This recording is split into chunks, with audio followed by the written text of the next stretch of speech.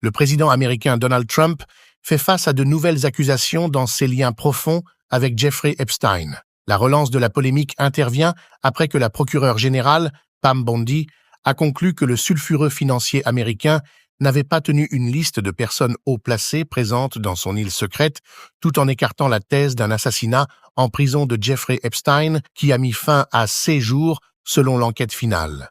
Cependant, les conclusions de l'enquête provoquent des remous parmi des soutiens de Trump. Don Bongino, le chef adjoint du FBI, serait sur le point de démissionner si la procureure générale n'est pas révoquée.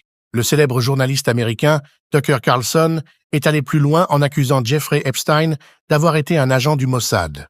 Pour moi, la vraie réponse est que Jeffrey Epstein travaillait pour le compte des services secrets probablement pas américains. Et nous avons le droit de savoir pour qui il travaillait. Et il est extrêmement apparent pour les observateurs que cet homme avait une connexion directe avec un gouvernement étranger. Comment comprendre qu'un ancien premier ministre israélien vivait dans le logement de Jeffrey Epstein?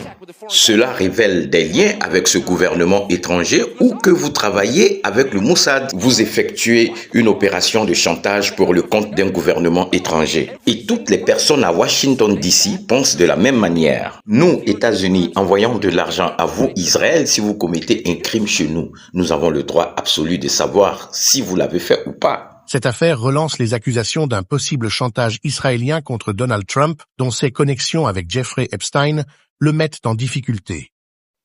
Est-ce que vous parlez encore de Jeffrey Epstein? On parle de ce gars depuis des années.